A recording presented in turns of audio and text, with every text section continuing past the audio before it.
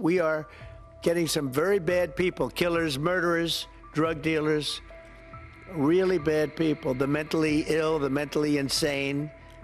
They emptied out insane asylums into our country. You know, we have thousands of people that are ready to go out, and you can't have a trial for all of these people. Gangs in Venezuela and other countries all over the world, not just South America.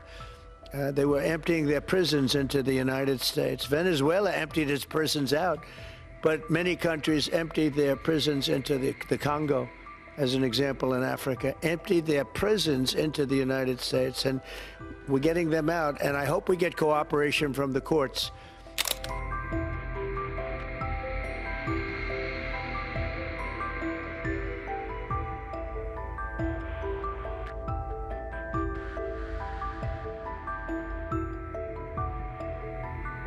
Honestly, it's one of the great successes. We have virtually nobody coming in illegally. We do have people coming in legally because we want people to come in, but we have nobody coming in through the border virtually.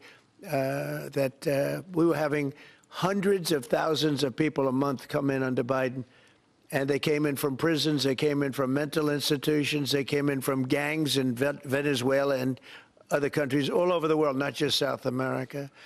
They were emptying their prisons into the United States. Venezuela emptied its prisons out, but many countries emptied their prisons into the Congo, as an example, in Africa, emptied their prisons into the United States. And we're getting them out, and I hope we get cooperation from the courts because, you know, we have thousands of people that are ready to go out, and you can't have a trial for all of these people. It wasn't meant, the system wasn't meant, and we don't think there's anything that says that, look, we are getting some very bad people, killers, murderers, drug dealers, really bad people, the mentally ill, the mentally insane. They emptied out insane asylums into our country. We're getting them out, and a judge can't say, no, you have to have a trial. The trial's going to take 2 years, and no, we're going to have a very dangerous country if we're not allowed to do what we're entitled to do. And I won an election based on the fact that we get them out, and we've done an amazing job. Look, we've stopped. Everybody admits, even the radical left, we have got the strongest border we've ever had, even stronger than what I had it for 4 years. We had a great border.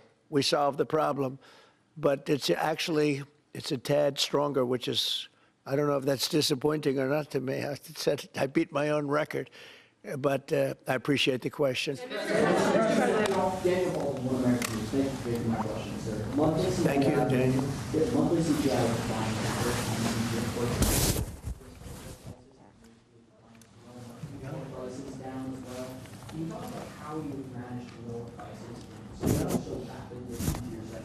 Well, thank you, Daniel. The question is about prices. The prices are going down, not going up. One of the big things is energy is going down. I see that we had a couple of states where gasoline was at $1.98 a gallon. Nobody thought they'd see that for years, maybe, and that's a big thing. And we opened up our wells. We opened up our drilling. We have more product now for sale. And we're also going to be selling outside of the country to a large extent. It's going to bring down our deficits, largely going to bring down our deficits. But if you remember my first week, I was standing here, Paul, and they were screaming about eggs. The cost of eggs have gone through the roof. They were up like 500%, crazy, like 4 or 5 times. And we won't have eggs for Easter, they were saying. There will be no eggs. You can't order eggs. They wanted us to order plastic in the shape of eggs. Well, yesterday we had 48,000 people at the Easter hunt. They call it the Easter roll at the White House.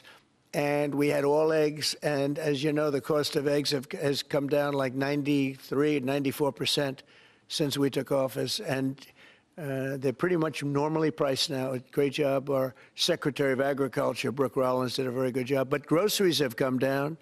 It's all coming down. The only thing that hasn't come down, but it hasn't gone up much, are interest rates. And we think the Fed should lower the rate. We think that it's a perfect time to lower the rate.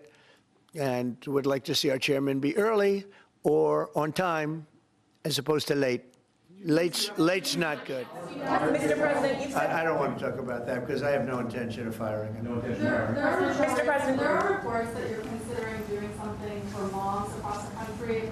them some type of bonus whenever they have a child. Are you considering that? Or Sounds like a good idea to me. Yeah, please. So to clarify, you have no intention of firing Jerome Powell, because your economic advisor, Kevin Hassett, a few days ago said that you and people in the White House were studying this idea of possibly doing it before his term ends. No. Do you have any plans on doing that? None whatsoever. Never did. The press runs away with things. No, I have no intention of firing him. I would like to see him be a little more active in terms of his idea to lower interest rates. This is a perfect time to lower interest rates. If he doesn't, is it the end? No, it's not. But it would be good timing. It could have taken place earlier. But no, I have no intention to fire him. Last time you talked to him, I don't want to comment on that. That doesn't matter. Mr. President, you said when can we expect the Epstein documents to be released? The rest of them? Which documents? The Epstein files? I don't know. I'll speak to the Attorney General about that. I really don't know. I know that we've done the RFK. The Kennedy, Martin Luther King is out there very shortly, so we'll find out.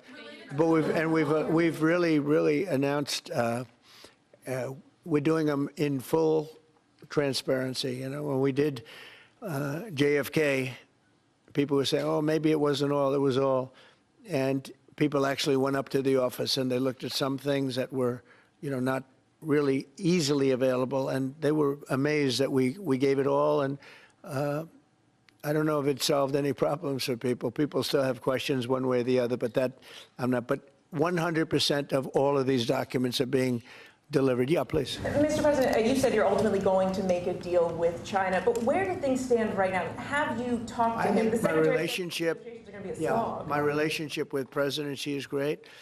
It's been great for a long time. We've had a very good relationship, and I think we'll make a deal with China. Mr. President, in your meeting with... If we don't make a deal, we'll set it. We'll just set the number, and, you know, I think they'll want to be a part of the United States. We're doing great. This is the golden age, as Paul said. We're talking about the golden age. There will never be a time like this, in my opinion. And China wants to be a part of that, too. Mr. President, in your meeting with me... Investigation, sir, on the Butler investigation, are you getting intelligence briefings? And do you think a lot of I have. really happened? I have. I'll keep that to myself. Mr. President, in your meeting... Very personal. are you concerned about the impacts of tariffs on West Coast ports, with just a sharp drawdown in Chinese imports coming in? No, I think that everyone's going to do well in this country because of tariffs. We have $7 trillion of investment already. You can go back many years, and for a whole year, they haven't had anywhere near that. Mostly, they'd be well under $1 trillion of investment.